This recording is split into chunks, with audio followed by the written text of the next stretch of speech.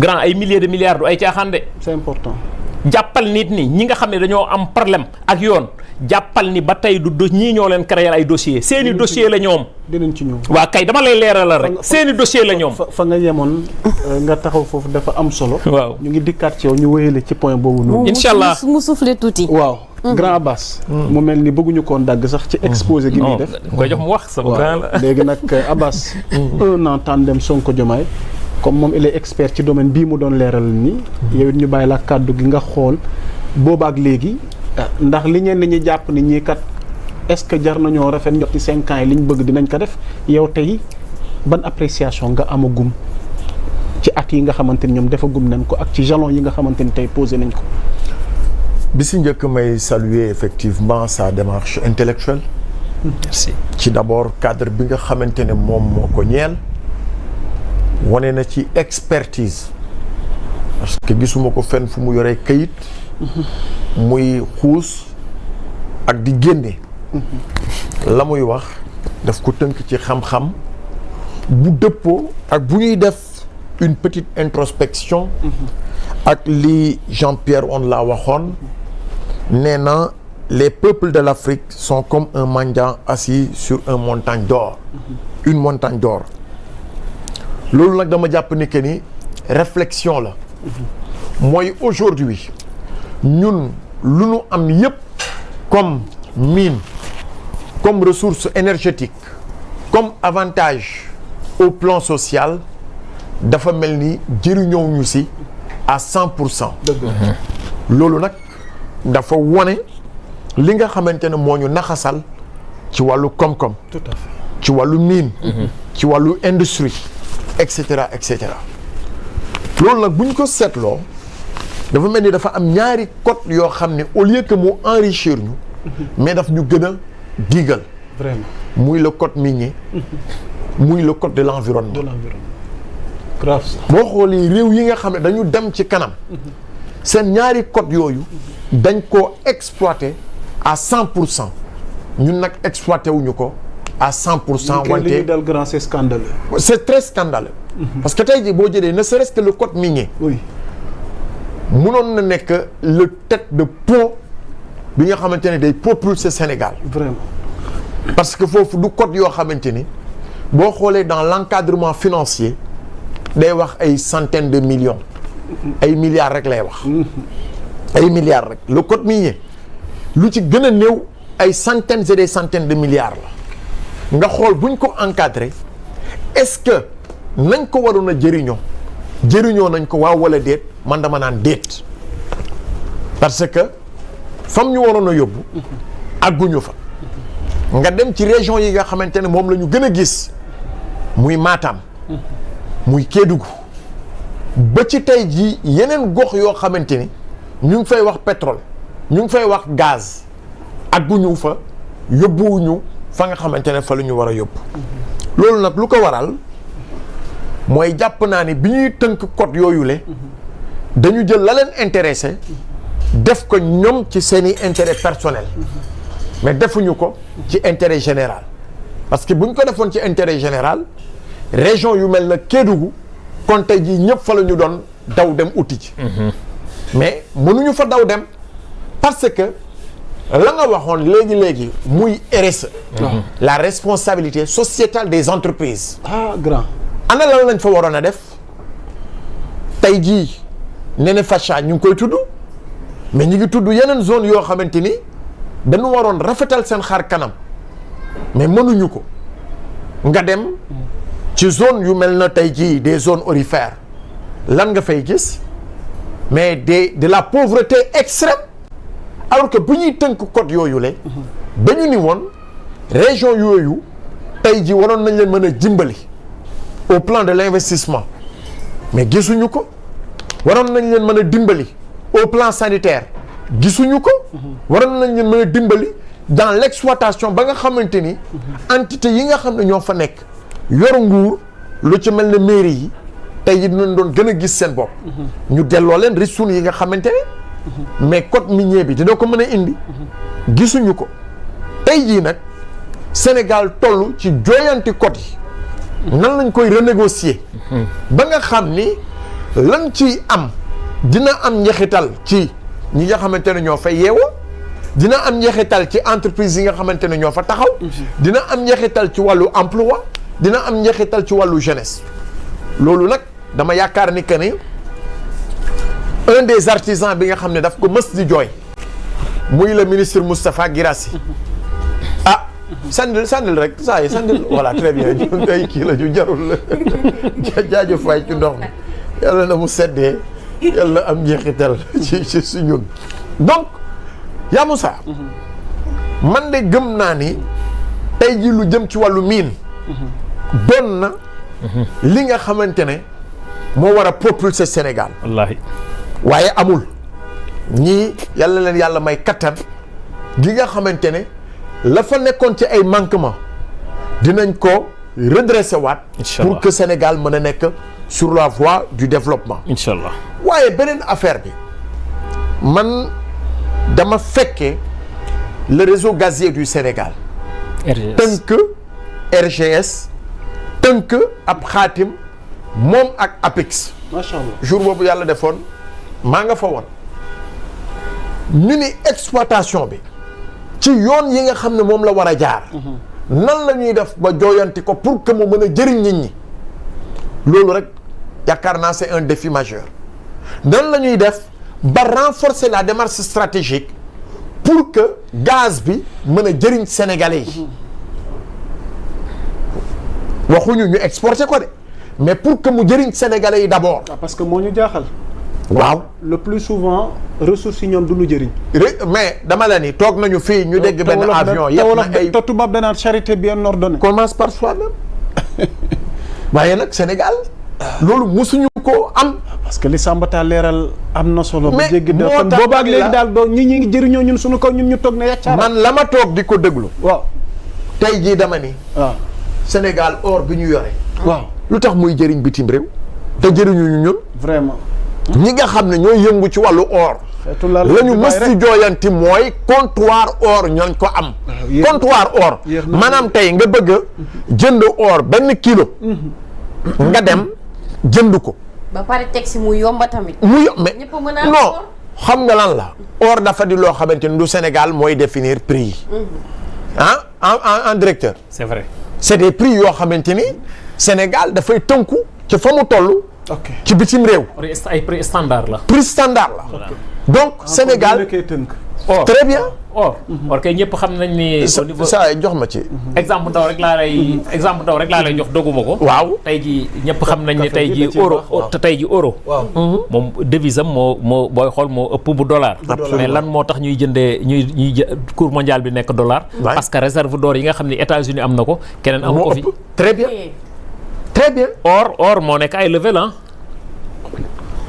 si donc xam nga prix yooyu du Sénégal moo koy définir mais yow commerçant bi nga yore wala ki nga xamante ne dafay yëngu ci or bëgg 1 kilo or bu ko bëggee moom mënul fixer njëg bi ci biir Sénégal njëg la boo xamante ni Sénégal da koy fixer en fonction effectivement cours du mondial prix cours mondial sur les cours effectivement les cours mondiaux, voilà waaw. cours mondial léegi nag mais ñun lu ne woon suñu jafe-jafe mooy boo ko bëggee sax boo demoon Kédougou mënuloo ko fa am merci mënuloo ko fa am donc la nga xamante ne mooy njeexital bi ci ressources yi nga xam ne moom moo fi am lu jëm ci wàllu or lu wala jëm ci wàllu yenn produits yi nga xamante ne Sénégal mi ngi koy am waaye mënul am njeexital ci sénégalais bi loolu fokk ñu corriger ko te loolu nag interpellé naa leen si waaw loolu ko daal sa xel nag ci code minier boobu code minier bi defe naa loolu c'est connu dañ koy revoir Très bien. code de l'environnement dañ koy day revoir am révision code des impôts dañ koy xoolaat ak douane Kon yii merci. yëpp code yi fi nekk yëpp tey ji muy 4 yi dañ leen di revoiraat xool li nga xam moom moo ci intérêt Sénégal moo tax sànq dàmbale sama wax ma ni la lépp loo xam ne ça touche les intérêts vitaux de cette nation sénégalaise les gens ont un œil directeur sur ça pour pouvoir booster ce pays là mu dem sur l'orbite du développement mais le code de l'environnement moom c'est ci la yëpp bokk la ñuy xoolaat yëpp la ñuy xool amul code bu ñu dul xoolaat amul code bu ñu dul saytu gis nga ni ñu taxawalee commission nationale pour la renégociation des contrats. amul luñ dul xoolaat pour l'intérêt du Sénégal. parce que implantation usines yi entreprises yi lu ci ëpp respecté wul normes yi. man li ma ci gën a intéressé. respecté wul mooy benn c'est norme surtout le volet social dans ces codes là. yaa ngi woon ci point bu am solo. volet social bi. parce que tey jii mënuloo ñëw ñu ni gis nañu par exemple gaz gis nañu pétrole. gis nañu or. ci diwaan bu mel na Kédougou. ba pare ñoom gisuñu ci seen bopp. ci lu jëm ci wàllu santé. ci lu jëm ci wàllu éducation. et cetera et cetera. donc loolu je pense que c'est un volet important. pour que ñu am njeexital. ba ci sax formation professionnelle. xoola conditions yu ñuy exploiter hors Sénégal. mais abri provisoire yi nag. abri provisoire yi. loolu jëm ci wàllu éducation. yooyu dama jàpp ni que ni buñ ko dee def le volet. du code effectivement de l'environnement. Le volet du code de minier. war na jël en charge effectivement lu jëm ci li nga xamante ne njeexital la ci wàllu santé parce que dafa am impact direct. est-ce que xam nga ni loolu moo tax doguma la. est-ce que xam nga ni loolu xëy ñu xëy rek arrêter l'exploitation au niveau de la Falémé. merci beaucoup. ok. parce que dañu dem ba nga xam ni. code de l'environnement dañoo saytu gis ni ñuy yàqee Falémé bi jaaduwul son excellence jël ci décret. ok. ni bëggatu fa gis exploitation sur 500 mètres Falémé bi bu ko kenn jegeeti di fa exploiter. kooku mooy benn. deuxièmement li mu wax léegi c'est très important. moo tax toujours may bëral di ko wax. nee naa la sànq c'est la première fois dans l'histoire politique du Sénégal. un chef d'État bu jël benn projet de loi sur la souveraineté économique mooy le contenu local ba jël nit fal ko fa pour mu saytu lépp loo xam ne contenu local la dañu ni bépp mindaare lañ koy tuddee en onshore maanaam ci en onshore ci jéeri ji loo xamante ne dafay nekk ci askan wi ña fa nekk dañ ciy gis seen bopp kon nañu jàpp tey ni lépp loo xam ne dafa am ca commune ba mu nekk ba Sénégal na ciy jariñu mais Sénégal bala mu ci ay jariñu ña fa dëkk d'abord bu dee emploi ñoo ci am njëkk am droit bu dee loo xamante ne dañ ko war a fay ci fonds de développement local ñoom ñoo ciy am droit kon bu fekkoon ne multinationales yi la ñu war a yëkkati di ko jox askan woowa ak ñu fay jël ñu fay liggéey kon tey ji jàpp nañ ne tey ji tali sax war na faa mën a am te doo fekk sax tali ay piste ay non te tamit ñoom ñi fay implanter dañu war a participer ci développement wu localu dëkk ba déggoo ma ni la tey jii bu fekkee ne multinationale dafa ñëw fii di doxalee noo xam jàpp nañu ni du noonu la war a doxalee état toog di seetaan cela veut dire que état boobu moo nekk un état complice te ñun duñ ñooñu mais man ci li ma bëgg nga taxaw ci voilà mooy les phosphates de Ndindoori waay loolu yaakaar naa aussi c'est un potentiel boo xam ni potentiel bu rëy la. xam nga yow nag dafa mel ni yow dafa mel ni da nga may suivre quoi sama logique xam nga lu tax ma wax la loolu. waaw parce que bi Ousmane Sonko dee dem Matam. vous vous rappelez. jour boobu fan la fekk ministre de l'industrie Serigne Sarr Gueye la xaw ma. mu ngi ko fekk Maroc. mu ne tey jii ànduma ak moom ma nga Maroc. la Maroc di def ba nekk premier producteur soit deuxième du monde. ñun loolu la ñu bëgg a def ñun. c'est Ousmane Sonko qui l'a dit. ci loolu la ni. ñun dañuy industrialiser suñu phosphate. très bien kon tey mënuñu yor mooy sànq li ma la wax ni la li ñu yor ci réserve prouvée waxaguñu recherche avancée li ñu yor tey ci ressource prouvée. am loo xam ne c'est palpable. waaw c'est palpable. c'est plus de 1,4 milliard de tonnes de phosphate. absolument kon ñun bu ñu industrialiser sànq wax naa la ko bu ñu industrialiser phosphate boobu. 1 milliard nga wax de. 1,4 milliard de tonnes. plus. ok waxuma la ak li ñu gisagul. est-ce que moom lañ trouvé quoi moom lañ trouvé waaw kay kon léegi ñun nangu nañ ne kon le Sénégal est un pays de phosphate. absolument nangu nañ le Sénégal est un pays aurifère parce que am na fer. le Sénégal est devenu un pays gazier. le Sénégal est devenu aujourd'hui un pays fu ñu exploiter 3e je ne sais pas 4e au rang mondial de zircon. pourquoi être pauvre. waaw loolu nag mooy question bi jaaxal ñëpp. cette question nag mooy ñi nga xamante ñoo fi nekkoon ils ont montré une incompétence caractérisée et notoire de la gestion de ce pays pendant 12 bonnes années avec zéro industrialisation tey dis-moi bépp sénégalais même bu àndul ak ñun nag ñu wax ci 12 ans lan lañ fi def comme industrialisation 10% 5% 15% 10% 5% 15% te benn sax lañ ci am 15% muy aux ICS yi ci des yëpp 10% lañ ci am vous trouvez ça normal pour un pays qui veut décoller pour être sur l'orbite du développement ah non ba pare ki ko mën ak ki koy jéem du benn di xëccoo aussi première puissance africaine. mais déggoo ma de ñun nous avons tout le potentiel pour mettre ce pays-là sur l'orbite du développement. mais ban encadrement ngeen def parce que les phosphates de Ndindory ça m'intéresse à plus d'un titre parce que le potentiel est immense mais li ciy des très souvent c'est l'encadrement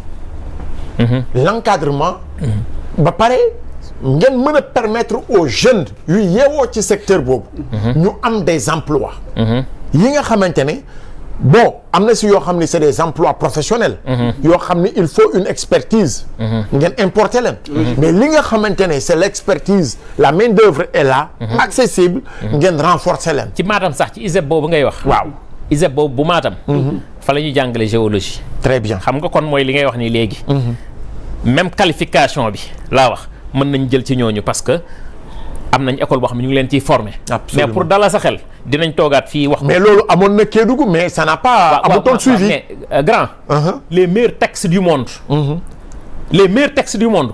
ñëwal Sénégal mais xam nga la mooy poser toujours problème. la mise en œuvre. merci beaucoup. te ñun nekkuñ ci yooyu loolu tax ma ni la. il faut les corriger loolu tax man la nañ toogaat fii.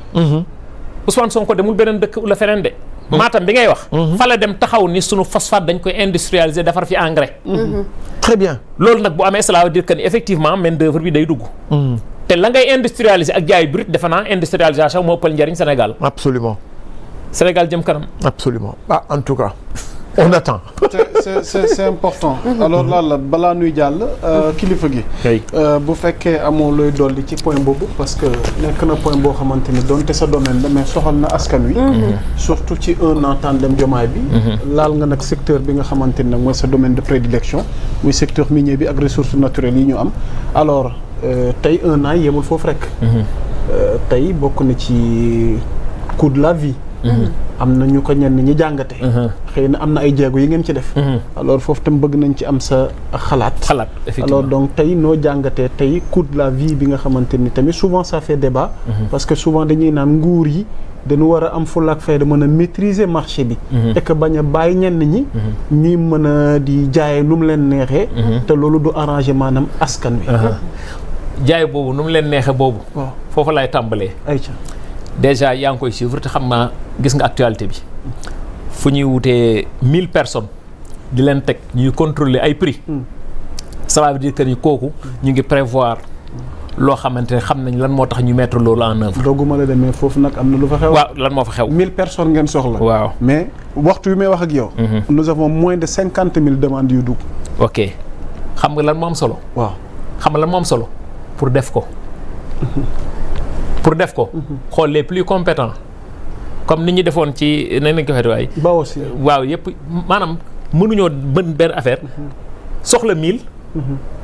na 100000 ñëw nga ne da ngay jël 100000 yëpp buñ jógee ci lii am na leneen luy ñëw magasin témoin yooyu ñuy wax mais ay sénégalais ñoo koy gérer waat magasin yooyu day créer tamit emploi. cela veut dire que ñoom ñu ngi prévoir. te loolu ministre bi Serigne Gueye Diop defe naa wax na ci. muy magasin témoin yooyu. ñun ci sunuy jamono mooy Sonadis yi. ñu tuddoo Sonadis mu am encore ay contrôle économique. pour réguler le marché le prix des marchés. on est d'accord. beneen bi ci des démb barki démb aussi gis nga benn magasin benn kii magasin de stockage bi nga xamante ni moom la ñu ubbi mbaan 15000 tonnes de pommes de terre.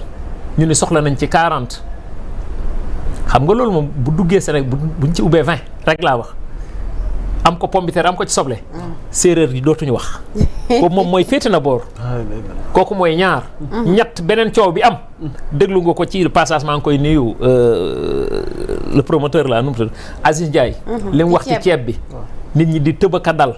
ni dindi nañ intermédiaire yi nekkoon ci diggante bi bu fekkee état bu Sénégal dafa dem waxante gouvernement bu Inde waaw non ci coowal ceeb bi waaw xam nga man comme je ne suis pas importe xam nga comme du sama domaine comme du sama domaine man leen rek ñun mën a yow ñoo ci yam ak keneen ak keneen ñi nga xam ne du suñu mbir xam nga parce que man commerce moom du sama affaire léegi nag la ma ci mën a jàngat daal mooy moom génn na ni ceeb day gën a wàññi ci kanam la jëm yàlla na dem ba jar 10 000 man loolu la ñuy ñaan ñun wax dëgg yàlla. de toute façon moom dëkk bi yëpp dañ bëgg même bu ceeb doon jar kilo 100 francs sa bëgg. mais jàppal ni daal yow ci li nga doon importer ci dund mu ngi toll woon ci 1070 milliards. yow ñun pour un premier temps kay nañu góorgóorlu si ñun ba wàññeeku le maximum nga xam ni ñun muy pomme de terre bi di soble bi di ceeb bi di leneen ak leneen mais dafay wàññeeku. bu ñu yàlla dimbalee ñëpp gis nañu ministre bi tey nii lépp loo xamante d'ailleurs li tax chiffre exportation yi gën a bëri. xaalis bi gën a bëri egg ay nu ñu koy waaye egg ci yenn somme yi li ko gën a indi mooy produits yi nga xamante ni dañ koo transformé. dañ ko transformé ba pare yóbbu ko loolu ci li ko gën a yokk ci la bari ci li ko gën a yokk xaalis bi loolu ci la bokk. cela veut dire que ni lépp loo mënti am muy produit boo bay nga transformé ko am sa matière première nga industrialiser ko réew moomu bu liggéeyee juróomi at par force day dem yoonam. mooy li ma la wax nii xam nga dama ne la 35 ressources mu ngi ci réewu Sénégal. ci 35 yi ma limal la ci rek quelque ni la. dama sa baaraam ni la fer ni la or ni la zircon ni la phosphate ni la lithium ni la manganèse ni la ciment la moo tax nga am quatre cimenteries tout ce qui conçoit le ciment au Sénégal moo tax nga am 4 cimenteries dama ne la xoolal société d'exploitation yi nekk Sénégal yëpp laa wax Sénégal amu ci dara ak ay doomam maanaam son secteur privé national. kon tey jii boo déggee Ngagne Demba bi nga xam moo jiite tey directeur général bu SOMISEN nga xam ne tey moom mooy gérer tey bras droit tout ce qui est actif de l'État du Sénégal am ko ci société yooyu SOMISEN moom moo ko représenté ci société yooyu moom li mu wax il a été clair. nous voulons un pays industrialisé sunu bopp Sénégal gisuñu sunu bopp ci secteur bi. xoolal lu toll ni budget Sénégal le secteur minier mu ngi ciy contribuer que de 6,94%.